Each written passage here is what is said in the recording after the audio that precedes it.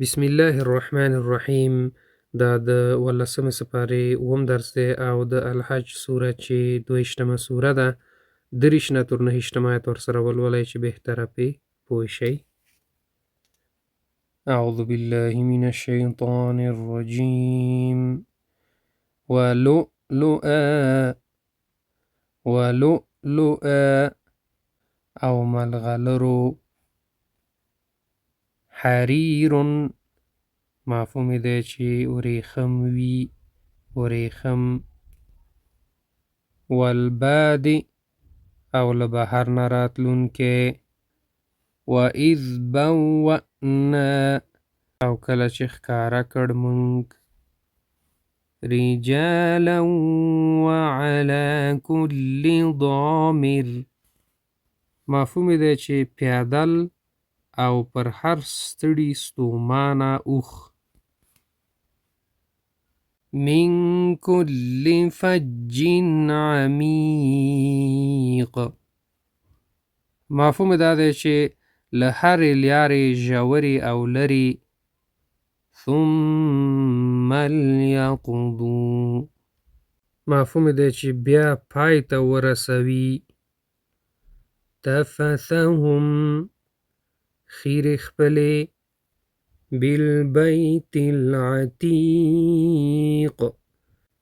مفهوم دی چې په خونه پخوانۍ آزاده. نو که غواړئ چې دا درسونه تاسو تعقیب کړئ په انټرنیټ کې او زده یې کړئ، نو طریقه تاسو ته ښیم چې څه رقم کولی شئ چې غونډ درسونه تاسو د اول نه اخره پورې تعقیب کړئ. د ټولو نه مخکې باید اول یوټیوب خلاص کړئ، که موبایلي، ټابلیټي یا کمپیوټري.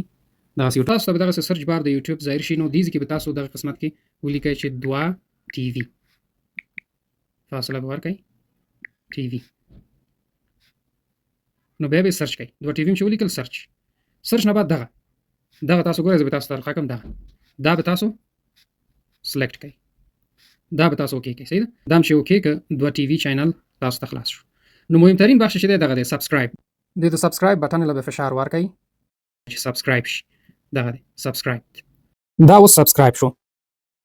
بعد د دې نه چې دا سبسکرایب هم که، نو دا ډېر مهم ځکه دی سبسکرایب چې تاسو ته به همیشه د دې معلومات راځي. کومه ویډیو چې د درس باره کې راځي، نو تاسو ته حتما معلومات راځي چې نوې ویډیو راغلې. تاسو کولی شئ خپل درسونه تعقیب کړئ. نو دې نه بعد به موږ پلی لیست سلیکټ کړو. پلی لیست هم چې انتخاب کړئ کې غونډ درسونه دي. پلی لیستونو کې غونډې سپارې شته، مثلا 14مه سپاره شوه، 15مه شوه، 14مه شوه، هره سپاره مثلا اول پورې 4مه سپاره شوه. دا د اول جز اوله سپاره. نو په طور مثال مثلا 11مه سپاره به زه انتخاب کړم. اوس دې کې چې دي دا درسونه دي، مثلا هر درس چې تاسو په کاري، مثلا 2م درس دی، مثال دا 2م درس دی. اعوذ بالله من الشیطان الرجیم. دا د 11مه سپارې 2م درس دی او د سورة التوبه چې 9مه. نو دغه طریقه ده چې تاسو کولی شئ چې په اسانه طریقې سره دا درسونه پیدا کړئ او ادامه ورته ورکړئ.